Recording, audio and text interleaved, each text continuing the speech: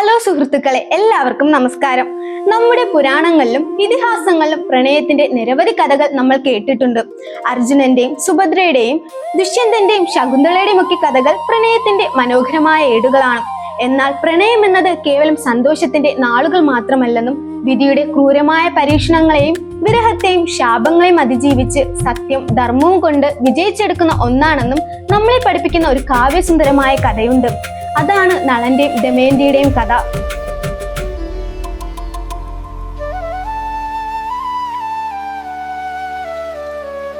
Welcome to voice of historical mysterious. ഈ കഥ അറിയുന്നതിന് മുൻപ് ചാനൽ ഒന്ന് ഫോളോ ചെയ്ത് ഒന്ന് സപ്പോർട്ട് ചെയ്യണേ. മഹാഭാരതത്തിലെ വനപർവ്വത്തിലാണ് ഈ മനോഹരമായ ഉപാഖ്യാനം വരുന്നത്. പാണ്ഡവർ വനവാസകാലത്ത് സർവസ്വവും നഷ്ടപ്പെട്ട് കാട്ടിൽ കഷ്ടപ്പാടുകൾ അനുഭവിക്കുമ്പോൾ യുധിഷ്ഠിരൻ മാനസികമായി ആകെ തകർന്നു പോകുന്നുണ്ട്. താൻ കാരണം സഹോദരങ്ങൾക്കും ഭാര്യയ്ക്കും ഈ ദുരവസ്ഥ വന്നല്ലോ എന്നോർത്ത് കരയുന്ന യുധിഷ്ഠിരന്റെ മുന്നിലേക്ക് ബൃഹദശ്വൻ എന്ന മഹർഷി കടന്നു വരികയാണ്. മഹർഷി യുധിഷ്ഠിരനോട് പറയുന്നു, രാജാവെ, സ്വന്തം തെറ്റുകൊണ്ടല്ലാതെ വിധിയുടെയും ചൂതുകളിയുടെയും ചതിയിൽപ്പെട്ട് രാജ്യവും വസ്ത്രവും വരെ നഷ്ടപ്പെട്ട് കാട്ടിൽ അലയേണ്ടി വന്ന ഒരു രാജാവ് നിനക്ക് മുൻപും ഇവിടെ ജീവിച്ചിരുന്നു. എന്നാൽ ധർമ്മം കൈവിടാതിരുന്നത് കൊണ്ട് അദ്ദേഹം തന്റെ നഷ്ടപ്പെട്ടതെല്ലാം തിരികെ പിടിച്ചു. അങ്ങനെ യുധിഷ്ഠിരന് ആശ്വാസമേകാൻ മഹർഷി പറഞ്ഞു കൊടുക്കുന്ന കഥയാണ് നളചരിതം. ത്യാഗം, അപാരമായ പ്രണയം, കാണാപ്പുറങ്ങളിലെ വിരഹം, ദേവന്മാരുടെ പരീക്ഷണം, കലിയുടെ ചതി, രൂപമാറ്റം, ഒടുവിൽ സത്യത്തിന്റെ വിജയം. ഇങ്ങനെ ഒരു മഹാസിനിമയെ പോലും വെല്ലുന്ന തരത്തിലുള്ള സംഭവ വികാസങ്ങളാണ് ഈ കഥയിലുള്ളത്. ഈ വീഡിയോയിൽ നമ്മൾ സംസാരിക്കാൻ പോകുന്നത് നളന്റെയും ദമയന്തിയുടെയും അത്ഭുതകരമായ ജീവിതയാത്രയെ കുറിച്ചാണ്. ഒരു നിമിഷം പോലും സ്കിപ്പ് ചെയ്യാതെ വീഡിയോ മുഴുവനായി കാണാൻ ശ്രമിക്കുക. ഭാരതത്തിലെ നിഷധ രാജ്യം ഭരിച്ചിരുന്നത് വീരസേനന്റെ മകനായ നളനായിരുന്നു. ഗുണങ്ങൾ കൊണ്ടും സൗന്ദര്യം കൊണ്ടും തികഞ്ഞ ഒരു രാജാവ്. അയോധ്യയിലെ രാജാക്കന്മാരെ പോലെ ധർമ്മിഷ്ഠൻ. മാത്രവുമല്ല, രണ്ട് കാര്യങ്ങൾ നളനെ വെല്ലാൻ അന്ന് പ്രപഞ്ചത്തിൽ ആരും ഉണ്ടായിരുന്നില്ല. ഒന്ന്, കുതിരകളെ നയിക്കാനുള്ള പാടവം അഥവാ അശ്വഹൃദയം. രണ്ട്, പാചകകല. ഇതേ സമയത്ത് വിദർഭ രാജ്യം ഭരിച്ചിരുന്നത് ഭീമൻ എന്ന പേരുള്ള ഒരു പ്രതാപിയായ രാജാവായിരുന്നു. കുട്ടികളില്ലാതെ സങ്കടപ്പെട്ടിരുന്ന ഭീമ രാജാവിന് ദമനൻ എന്ന മഹർഷിയുടെ അനുഗ്രഹത്താൽ 3 ആൺമക്കളും ഒരു പെൺമകളും ജനിച്ചു. ആ മകളുടെ പേരാണ് ദമയന്തി. പേരന്വർത്ഥമാക്കുന്നത് പോലെ തന്നെ തന്നിലേക്ക് നോക്കുന്ന ഏതൊരാളുടെയും അഹങ്കാരത്തെ ശമിപ്പിക്കുന്നത്ര അമാനുഷികമായ സൗന്ദര്യമായിരുന്നു ദമയന്തിക്ക്.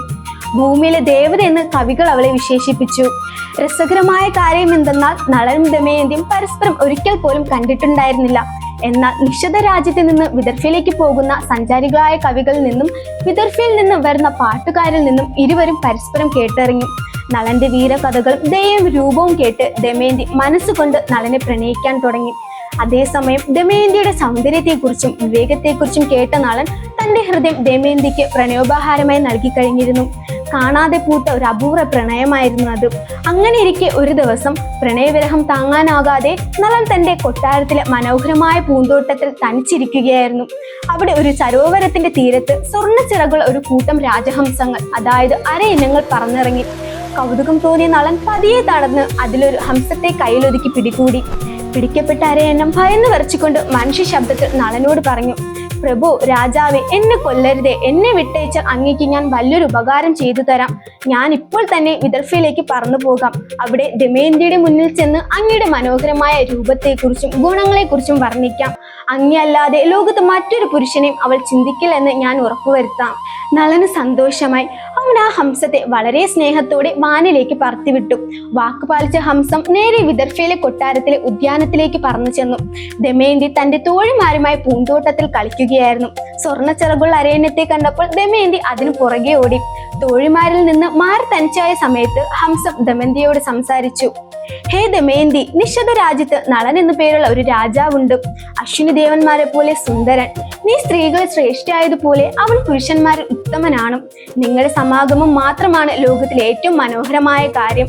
ഹംസത്തിന്റെ വാക്കുകൾ കേട്ടതോടെ ദമയന്തിയുടെ ഉള്ളിലെ അനുരാഗം ഒരു മഹാസമുദ്രമായി മാറിയ അവസ്ഥയിലായി. അവൾ അരയന്നത്തോട് പറഞ്ഞു, നീ എന്നെ പ്രണയിക്കുന്നത് പോലെ തന്നെ അവനെയും എന്നെ പ്രണയിക്കാൻ പഠിപ്പിക്കൂ. എന്റെ മനസ്സിന് നളന്റേത് മാത്രമാണ്. ഹംസം തന്റെ അടുത്തേക്ക് തിരികെ പറന്ന് കാര്യങ്ങൾ അറിയിച്ചു. ദമയന്തി നളന്റെ പ്രണയം കാരണം ആഹാരവും ഉറക്കവും ഉപേക്ഷിച്ച് ക്ഷീണിതയായി തുടങ്ങി. മകളുടെ അവസ്ഥ കണ്ട ഭീമരാജാവ് അവൾക്ക് വിവാഹപ്രായമെന്ന് മനസ്സിലാക്കുകയും ദമയന്തിക്ക് വലിയൊരു സ്വയംവരം പ്രഖ്യാപിക്കുകയും ചെയ്തു.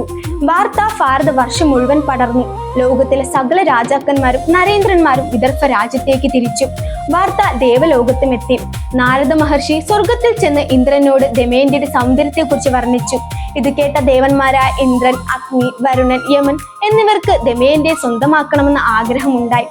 അവർ ഭൂമിയിലേക്ക് തിരിച്ചു. വിദർഭയിലേക്ക് യാത്ര തിരിച്ച് വഴിമന്തിയെ പോകുകയായിരുന്ന നളനെ ദേവന്മാർ കണ്ടുമുട്ടി. സാക്ഷാൽ ദേവന്മാർ മുന്നിൽ നിൽക്കുന്നത് കണ്ട് നളൻ കൈകൂപ്പി വണങ്ങി. ദേവന്മാർ നളനോട് പറഞ്ഞു, നളരാജാവേ, നീ സത്യസന്ധനാണ്. ഞങ്ങൾക്ക് ഒരു വാക്ക് തരണം. ഞങ്ങളുടെ ദൂതനായി നീ ദമയന്തിയുടെ അടുത്തേക്ക് പോകണം. നളൻ പറഞ്ഞു, തീർച്ചയായും, ഞാൻ എന്താണ് ചെയ്യേണ്ടത്? ഇന്ദ്രൻ പറഞ്ഞു, നീ വിദർഭയിൽ ചെന്ന് ദമയന്തിയോട് പറയണം, ഇന്ദ്രനോ അഗ്നിയോ വരുണനോ യമനോ ഇവരിൽ ആരെങ്കിലും ഒരാളെ സ്വയംവര പന്തലിൽ വെച്ച് ഭർത്താവായി സ്വീകരിക്കാൻ. ഇത് കേട്ട നളന്റെ നെഞ്ച് തകർന്നു പോയി. അവൻ വിറയ്ക്കുന്ന ശബ്ദത്തോടെ പറഞ്ഞു, ദേവന്മാരെ, പ്രഭുക്കന്മാരെ, ഞാൻ ഇത്രയും കാലം മനസ്സിൽ ആരാധിച്ച എന്നെ പ്രണയിക്കുന്ന അതേ ദമയന്തിയുടെ അടുത്തേക്ക് മറ്റൊരു പുരുഷന് വേണ്ടി ദൂത് പോകാൻ എന്നെ നിർബന്ധിക്കരുതേ. എന്നോട് കരുണ കാണിക്കൂ. എന്നാൽ ദേവന്മാർ വിട്ടില്ല. നീ വാക്ക് തന്നതാണ് നളനെ. വാക്ക് പാലിച്ചില്ലെങ്കിൽ അത് ധർമ്മകേടാണ്. വേദനയോടെ ആണെങ്കിലും നളൻ ആ ദൗത്യം ഏറ്റെടുത്തു. അന്തപുരത്തിലെത്തി ആരും കാണാതെ കടന്നു ചെല്ലാൻ ഇന്ദ്രൻ നളന് അദൃശ്യനാകാനുള്ള ദിവ്യശക്തി നൽകി. നളൻ വിദർഭയിലെ കൊട്ടാരത്തിൽ ദമയന്തിയുടെ മുറിയിൽ അദൃശ്യനായി കടന്നു ചെന്നു. അവിടെ തോഴിമാർക്കിടയിൽ സങ്കടപ്പെട്ടിരുന്ന ദമയന്തിയെ കണ്ടപ്പോൾ നളന്റെ പ്രണയം ഇരട്ടിച്ചു. നളൻ തന്റെ അദൃശ്യത മാറ്റി ദമയന്തിക്ക് മുന്നിൽ പ്രത്യക്ഷപ്പെട്ടു. പെട്ടെന്ന് ഒരു സുന്ദരനായ പുരുഷനെ കണ്ടപ്പോൾ തോഴിമാർ ഭയന്നുവെങ്കിലും നളന്റെ മനോഭാവം കണ്ട് അവർ ആദരവോടെ മാറി നിന്നു.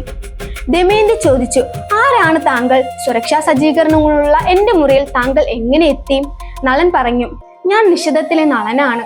ഞാൻ ഇവിടെ വന്നത് ദേവന്മാരായ ഇന്ദ്രന്റെയും അഗ്നിയുടെയും വരുണന്റെയും യമന്റെയും ദൂതനായിട്ടാണ്.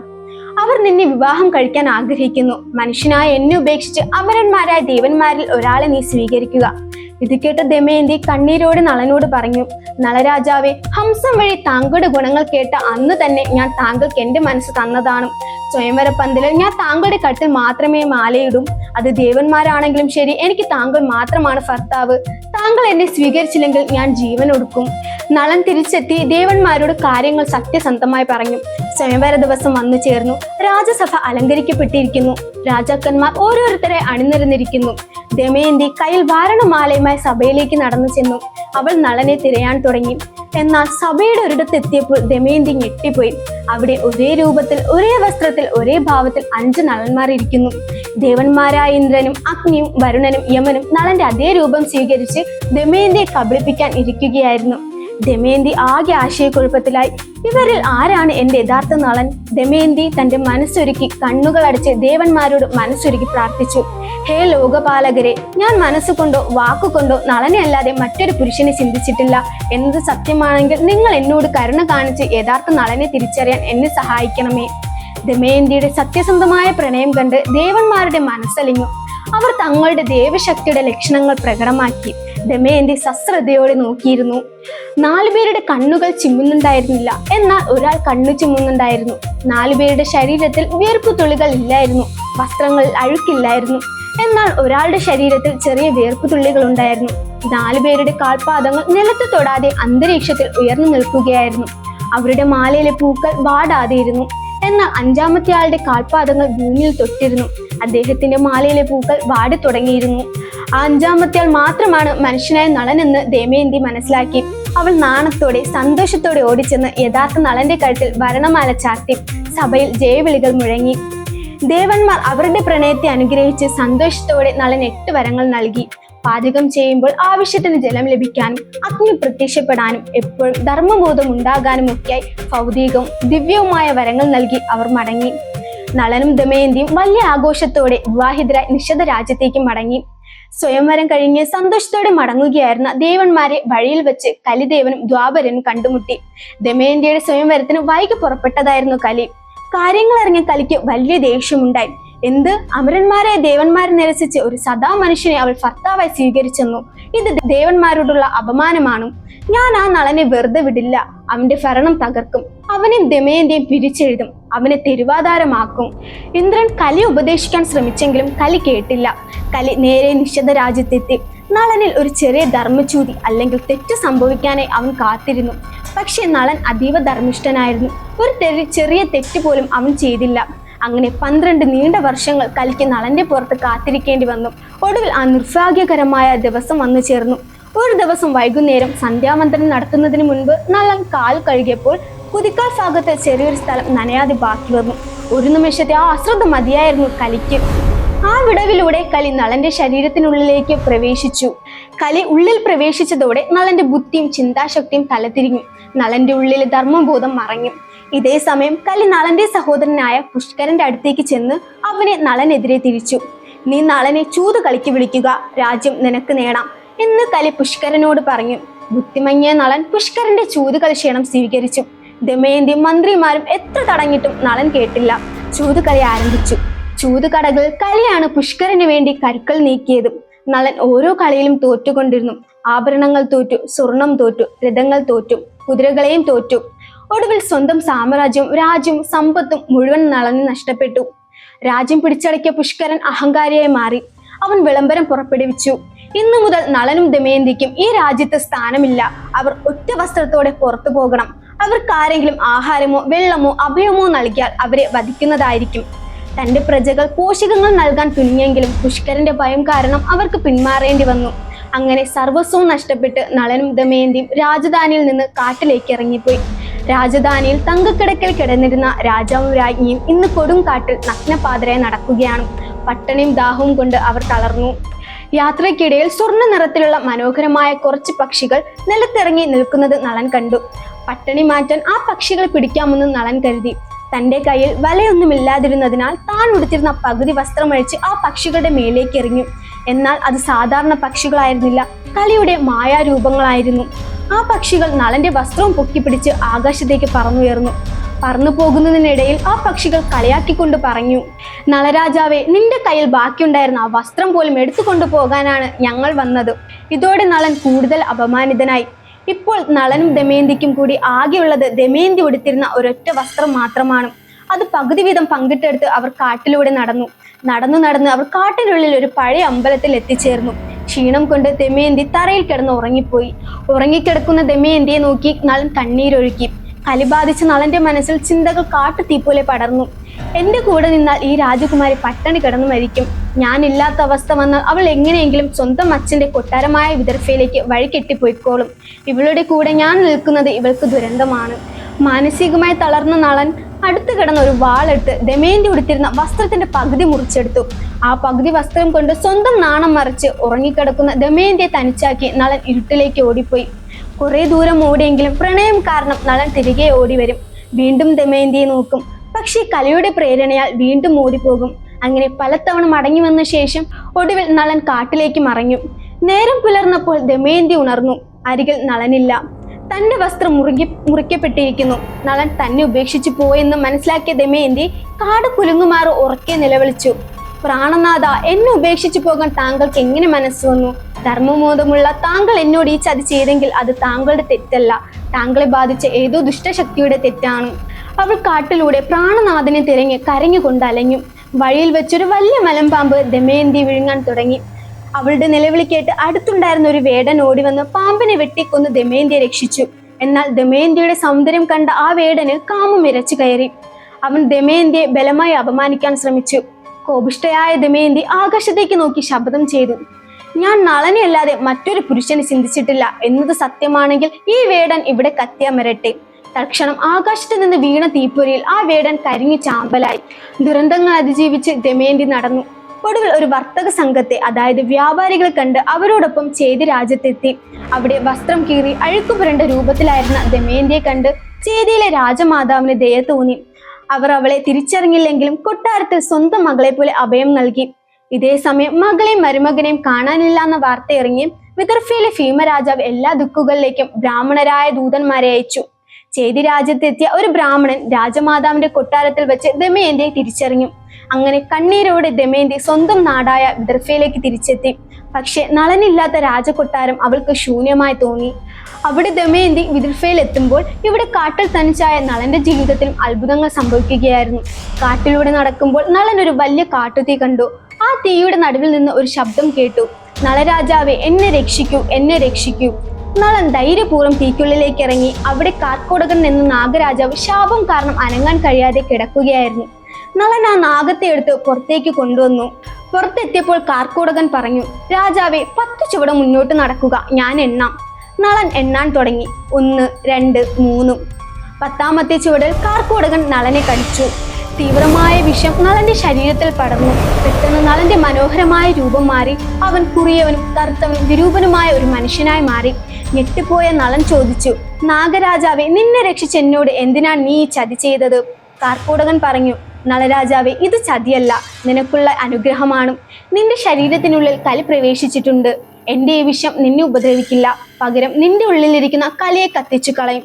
അവൻ അളവറ്റ വേദന അനുഭവിക്കും. മാത്രവുമല്ല, ഈ വിരൂപ രൂപത്തിൽ നിന്നെ ശത്രുക്കൾക്കോ പുഷ്കരനോ തിരിച്ചറിയാൻ കഴിയില്ല. നീ അയോധ്യയിലേക്ക് പോവുക. അവിടെ ഋതുപർണ രാജാവിന്റെ അടുത്ത് പോയി ബാഹുകൻ എന്ന പേരിൽ ഒരു കുതിരക്കാരനായി ജോലി ചെയ്യുക. ഋതുപർണൻ നിനക്ക് ചൂതുകളിയുടെ രഹസ്യമായ അക്ഷഹൃദയം ഉപദേശിച്ചു തരും. പകരം നീ അവന് കുതിരയെ നയിക്കാനുള്ള അശ്വഹൃദയം നൽകുക. സമയമാകുമ്പോൾ നിനക്ക് പഴയ രൂപം കിട്ടാൻ ഈ ദിവ്യവസ്ത്രം അണിയുക.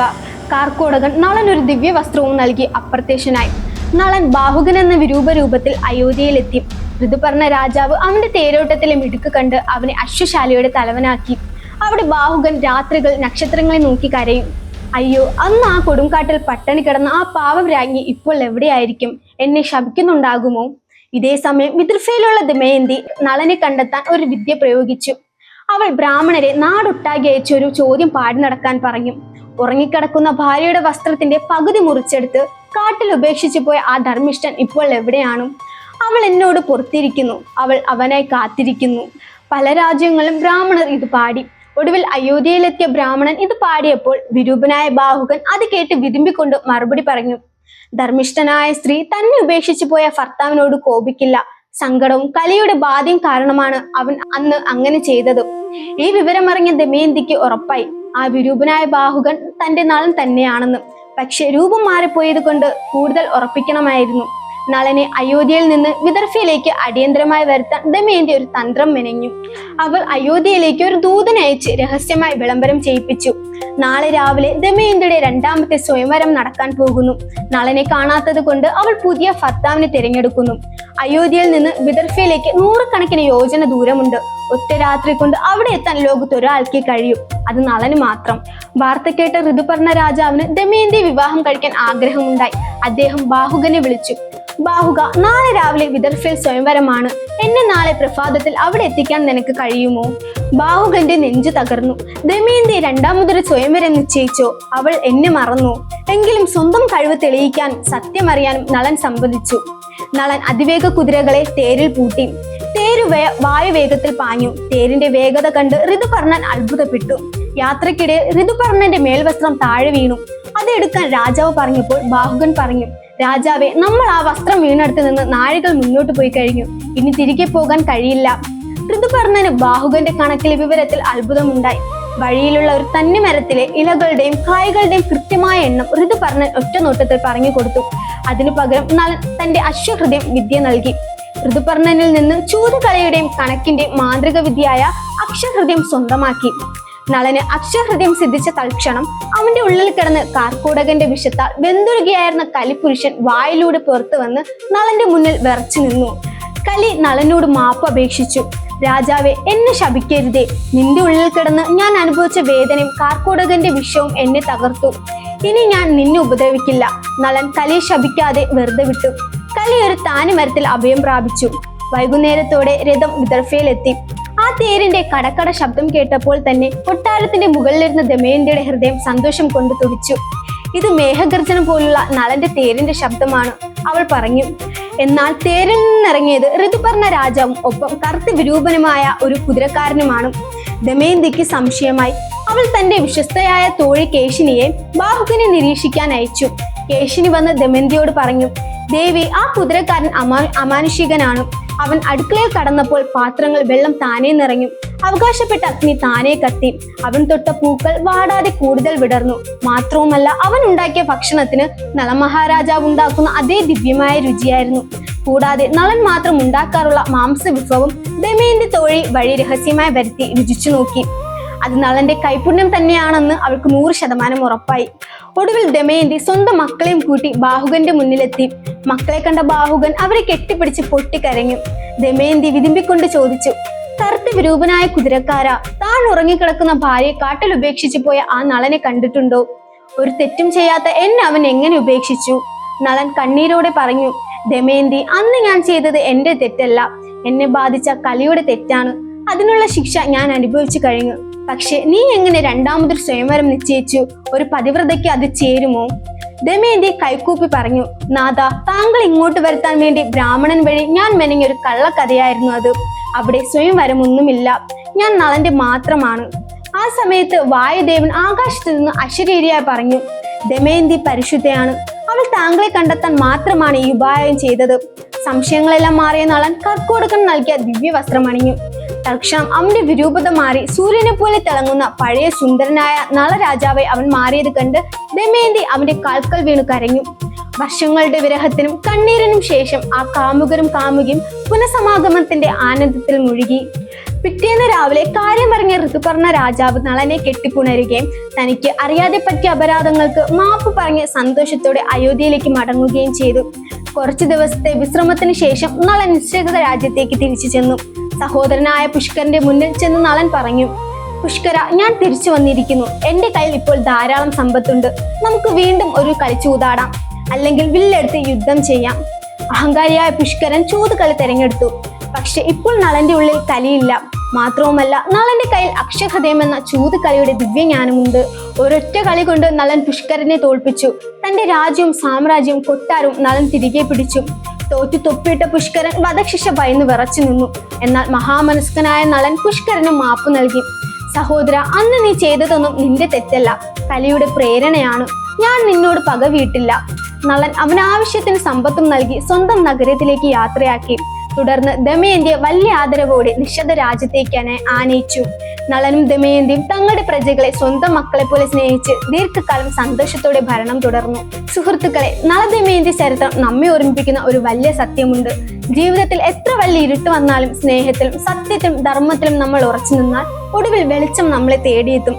വിധി നമ്മളെ എത്ര തളർത്തിയാലും പ്രണയവും വിശ്വാസവും ഉണ്ടെങ്കിൽ നഷ്ടപ്പെട്ടതെല്ലാം നമുക്ക് വീണ്ടെടുക്കാൻ കഴിയും.